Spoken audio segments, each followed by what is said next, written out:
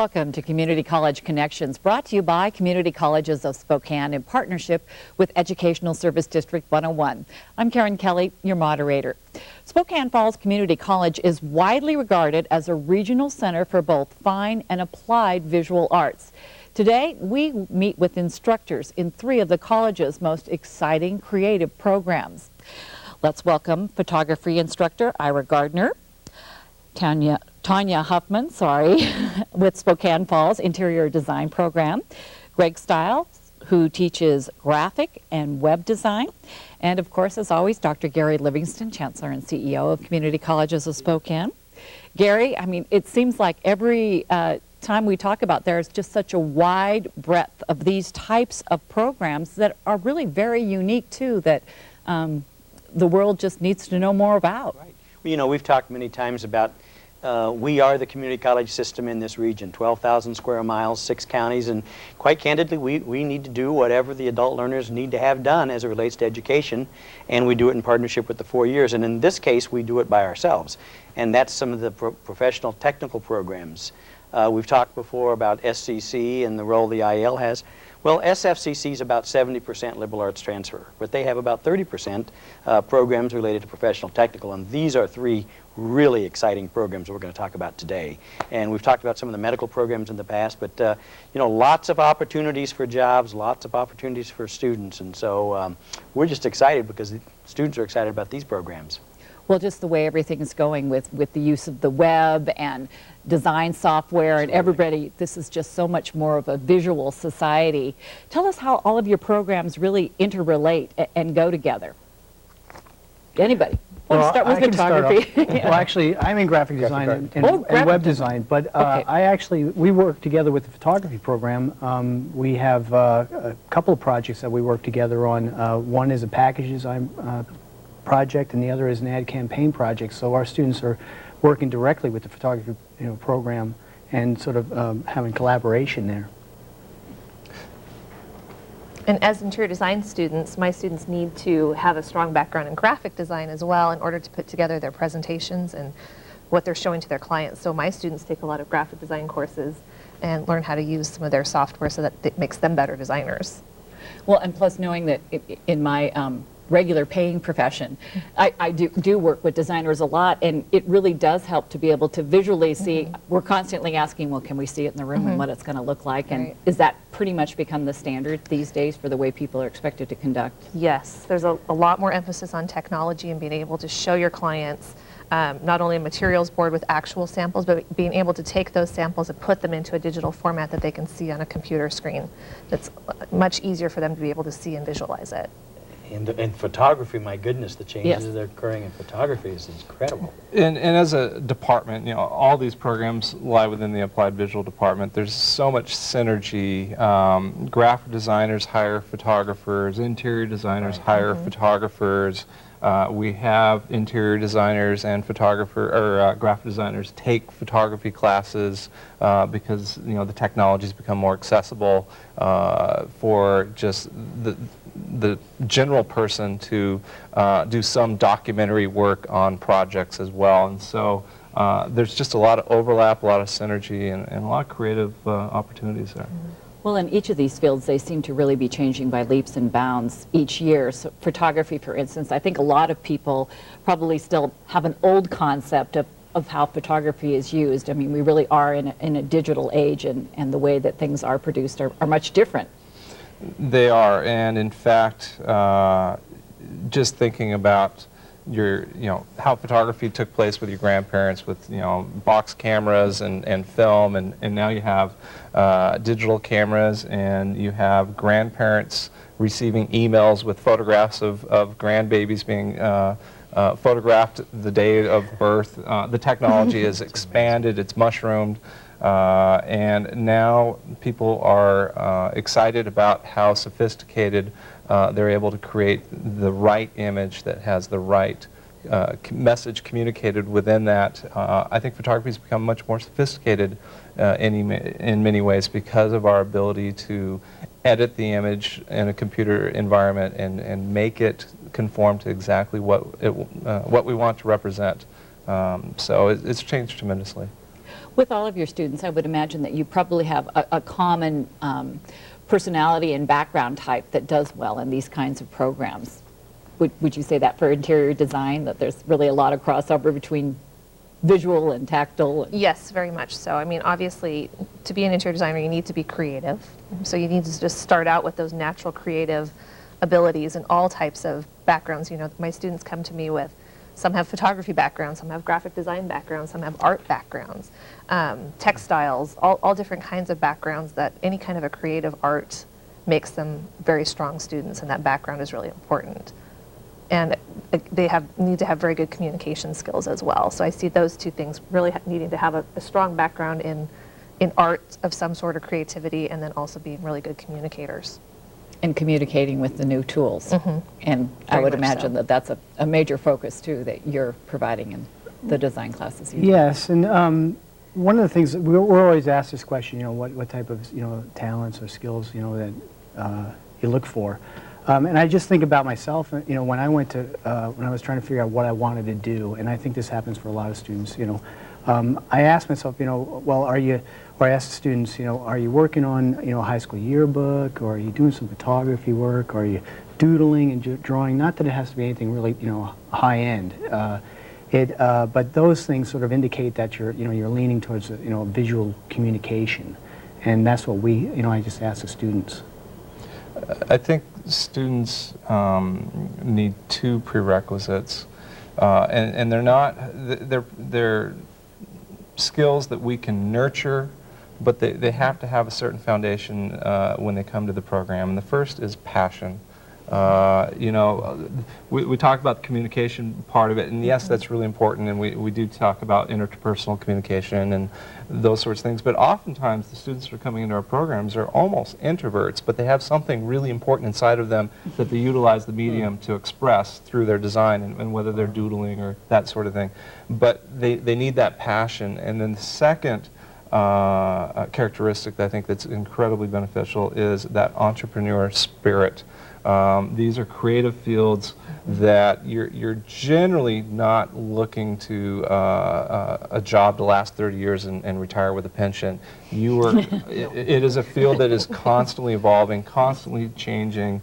It's a field for somebody that doesn't like to get bored easily and is able to move from one task to another and self-regulate pretty successfully. So it takes a lot of organization, but it really takes that entrepreneur skill because half of it's making the work, but the other half is going out and soliciting the work as well. I'd also like to add that time management skills is, you know, really important, especially in graphic design, because we are deadline driven, and so I just want to, you know, touch To all of us, yeah, we are too.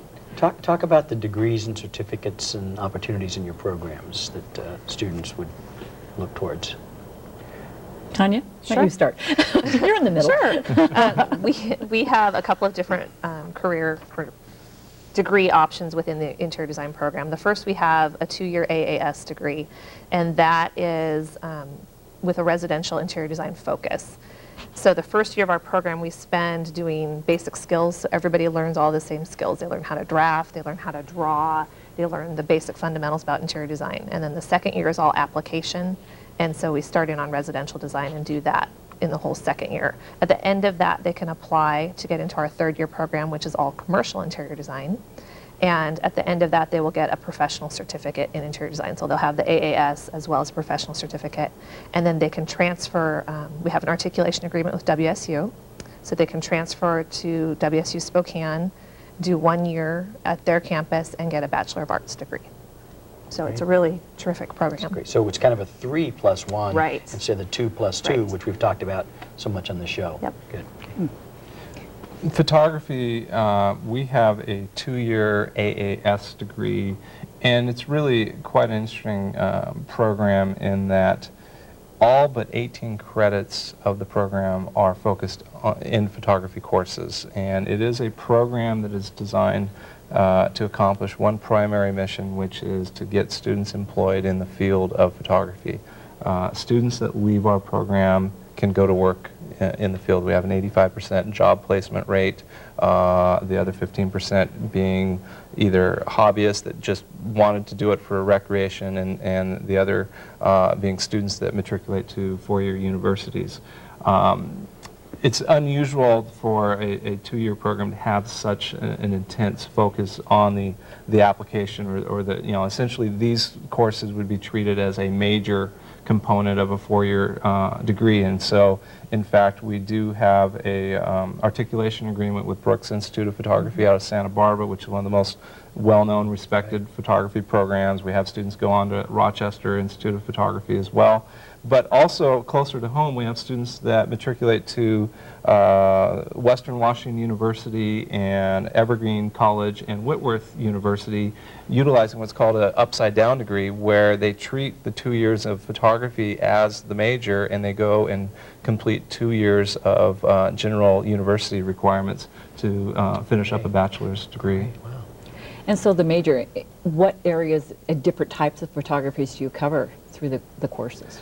That is one of the $64,000 question, which isn't worth as much as it used to be, but photography is such a diverse field. Where you find employment can range so many different places, whether it's doing traditional portrait photography in weddings, to commercial product photography, to photojournalism, editorial stock photography.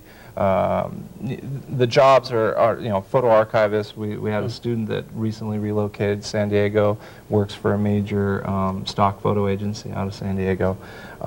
So the jobs are so diverse that it's hard to design a curriculum that's going to fuel all those careers. But what we've successfully done is we've created a core first-year set of experiences that introduces the fundamentals of both film and digital. We actually do have wet dark rooms, and we introduce students there because when they migrate to the digital world, they've had this kinetic hands-on experience of dodge and burn and what is photography about, and then they can apply the technology more effectively.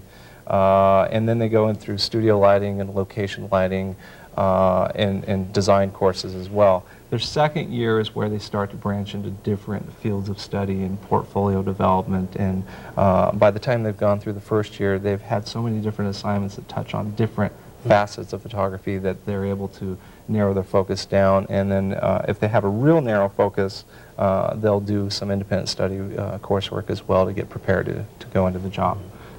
Before we go to Greg, I have to ask this question. So still having a 35 mil, I've got digital too. Yeah. 35 mil, is there anything in the profession still with 35 millimeter, or is everything digital now? The majority of commercial work is digital. The workflow is more cost effective for the most part. However, one of the areas that we are dealing with, we live in the best times in terms of photographic technology possible.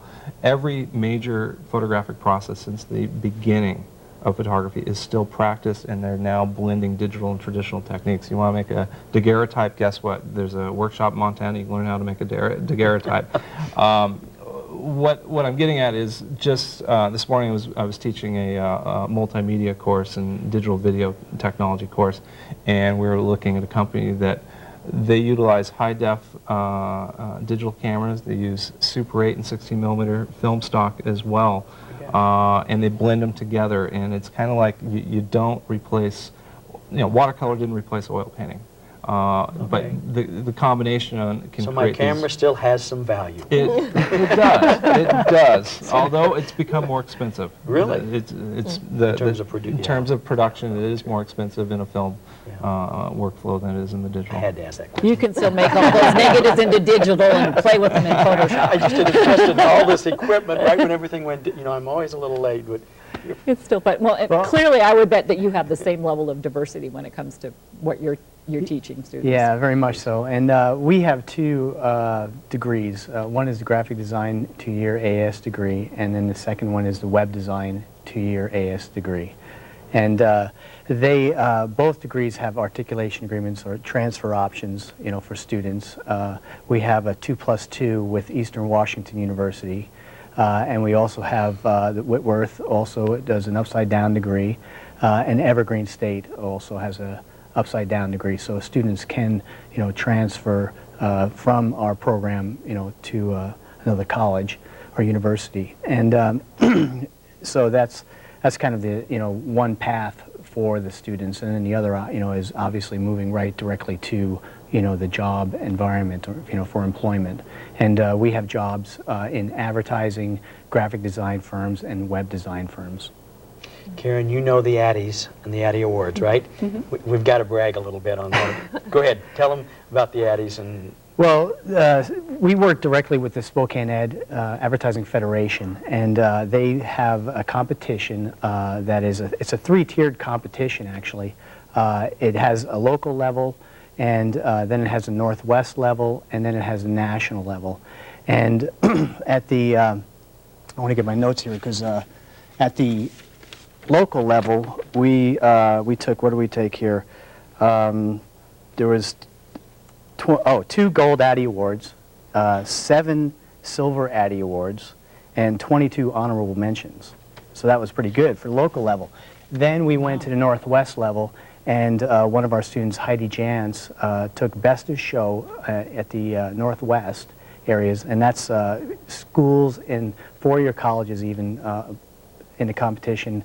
And she took the Best of Show for, Washington, Oregon, Idaho, British Columbia, and now she's going to the Nationals, so we're just hoping the best for her. Yeah, so we're doing. we had to get that in, by the way. Yeah, it's doing great. Yeah, That is We've something. got great So students thanks for and great asking. faculty. Thanks for asking. Yeah. Well, and then again, the whole concept is if you can do this close to home, and the level of quality, really is second to none. When you've talked about competitions, and we've dabbled a little bit that there are jobs out there, do each of you feel that what you're teaching now is really keeping pace with the job market? And I know one of the questions that students always wonder is, what is the typical salary range too? Yes, it depends. It's never as glamorous as you think it's going to be. In interior design, really, where the students, the 2-year degree students will end up working up, they'll be like specialized kitchen and bathroom designers. A lot of them end up doing retail sales at places like furniture stores, high-end furniture stores who have interior designers on staff. They do sales and design. They work for places like Home Depot doing kitchen design there and doing sales as well. Our 3-year graduates are very marketable in commercial architecture and design firms. A lot of them become manufacturers reps, which there's quite a lot of money doing that. There's actually more money on the sales end of it than there really is in doing straight design, which is where that passion comes in that Ira was talking about.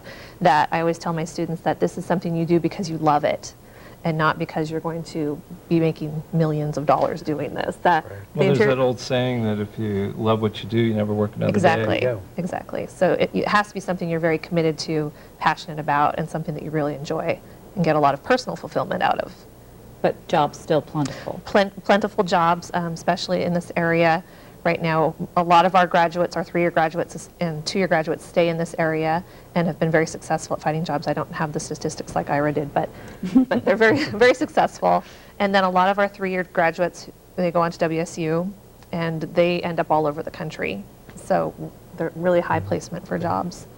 Yeah. What are some of the big job market areas in photography now? It is all over the board. One of the things that I'd like to point out that applies to all our programs is that being a professional technical program, we all have an internship requirement as part of the education program. And so our students have to go out, seek employment, set up interviews, and get actual on-the-job experience that very often leads to their very first employment after they finish their degree. And that's been a huge success for our job. It's really helped with our job placement and huge success for our students. And it's always interesting on these internships, we always fuss over curriculum and how to teach it better and stay up with the latest technology. And then you come into the internship class and the students are going out in the field and they're coming back saying, oh, the employer just had me show them how to do this multimedia production, and oh, they want now they want to hire me, and oh, we're ahead of the curve of where the industry is just a little bit, and there's always that little bit of lag time. And I always tell my students that you're at the peak point in your career to be at the leading edge in your field, because you don't generally, once you get established in a pattern or career, you don't fix what isn't broken. And so 10 years into the career, it's harder to adopt new change than it is right now. In terms of employment, you know, the starting wages aren't glamorous. It's anywhere from $12 to $15 an hour. Frankly, to make the large dollars, you either locate into a larger market. For example, we have students that have migrated to the Los Angeles market, and as a freelance assistant are starting out at $60,000 a year, because that's the marketplace. Of course, I wouldn't want to live down there on that per se, but that's just starting wages. And so where the real success comes is as you build up your confidence in your portfolio and your experience, starting your own business. And again, it's that entrepreneur spirit that gives you the flexibility to know that, you know what, I can go out and make a living. I can go get work, which is really helpful in these uncertain times. Yeah, well, and I can really see the connection between the students that are in school now. It is very hard to keep up with how rapidly all the technology is changing, especially in graphic design, even if you've just dabbled in it. Sure. One of the things, though, that you know, we like to tell our students is that they're going to learn the base, and there's a whole nother level as they start moving out. Ira mentioned the internship piece, that they move into place of employment, start seeing what's happening in the place of employment, and then many times actually the employers can recognize through either the portfolio or their work ethic that this is someone that they really want to bring on, and that they will actually teach them the skills that they need for that particular field, because we have folks that move from, say, doing just web design to moving into motion graphics, doing post-production for commercials and things like this. And we can't teach that, but we give them a start, and it's a base and something to kind of move towards. And I want to touch base in regards to the salary. Yeah, Ira mentioned also $12 an hour to start. You get your feet wet, but I like to tell people it's a start on your career path, and it's not a dead end spot. It moves up and up. And the average wage right now for a graphic designer in Spokane is with experience, we'll say 5 years experience, is about $35,000 a year. So you move up in the pay scale as you grow and learn. But again, these are all skills that if you marry them with other skills within an industry, be it writing or have special skills in the leadership area, you really can move up corporately. That's right. Because these are very specialized types of things that not everybody can do. When it comes to students interested, do each of your programs accept all year round, and what is the typical student population that you can handle? Why don't you go ahead and start? We are a fall start only program, so our program is very popular, and so at times students have to be already kind of in the program or in the community college system in order to do early registration to get into our classes. So it can be a little bit challenging sometimes for people coming straight from high school, but if people have questions, they should definitely contact one of our faculty and talk to them about strategies on how to get in or what it looks like for the fall enrollment. Our classes do always fill up, and we have roughly around 100 students every year in our whole 3-year program. We start out with very high numbers in first year, and then we only take 15 into the third year. So we only take 15 students into that 3rd year program. With graphic and web design, we have about 60 seats in the fall entry. But students can take courses, in spring and winter if they, want to take their math or their English and get a few courses out of the way and sort of get ramped up a little bit in the technology area. But the main courses, yes, start up in the fall, and then we graduate about 25 is usually what we do. Yeah. Still, that's quite a few. Our program is unique in that it's quarterly entry, quarterly exit. We offer our introductory courses fall, winter, spring, and generally students that get into one of those sections can finish within 2 years of that. Our classes are very, very popular, and we do end up quite often with a waiting list, particularly at the entry-level courses. However, we have worked very diligently with the local high schools to put together some articulation agreements so that some of the students that are coming from high school that have taken an entire year of photography, digital photography in their high school, can receive college credit in high school for 5 credits of introductory digital photography. And what that does for them is gives them an opportunity to register an earlier registration date as somebody just walking in off the street. And we've been working, getting together collectively with high school instructors and having workshops, seminars to ensure that they're getting the same level of instruction at the high school level as what they would get at an introductory level at our program. In terms of numbers of students, we generally start out with about 40 photo majors in the fall, and we graduate only 15 to 20 graduates about 2 years later. And that's simply a certain amount of attrition through people finding out that, you know, they thought pushing the big button on the camera was all you had to do. And they find that there's so much more conceptualization, there's so much more theory and design, and then there's just all this flood of new technology to work with, and they self-select an alternative path if that's not for them. Are your students older, or are they more traditionally right out of high school in your programs? We have a large mix, really. It's all over the board. So some right out of high school and some second career. Right, and one of the things, you know, we have a lot of students that come back even from WSU, Gonzaga. They have fine arts degrees, and that is a really great piece because they can bring those skills, the fine art skills, and move into a more commercial art setting and really work on a career in that regard. So it's really Able to get a job then. That's right, yeah. Is that true of both of you? Yeah, we end up seeing the whole range of running start students that are in high school and students that are coming in after 20 years in a job and needing some career retraining. We work with a lot of vocational rehab counselors to make sure it's a good fit for the candidates coming into our program. We have the exact same situation these two guys have, is that we have a wide variety of students, from early students or very young students to students who are coming back for second careers. And we've seen within the last probably 5 years in our program a tremendous amount of people who are thinking about interior design because of what they're seeing on TV with the design shows being so popular. Oh, sure. That our program has just really taken off, especially as a second career for a lot of people. Well, and it is fun, and if you're in the position to be able to do that, they're all great careers. So thank you so much, all of you, for taking the time out to share about your programs. Thank you.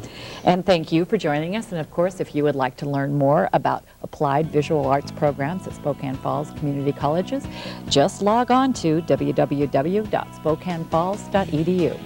See you next time.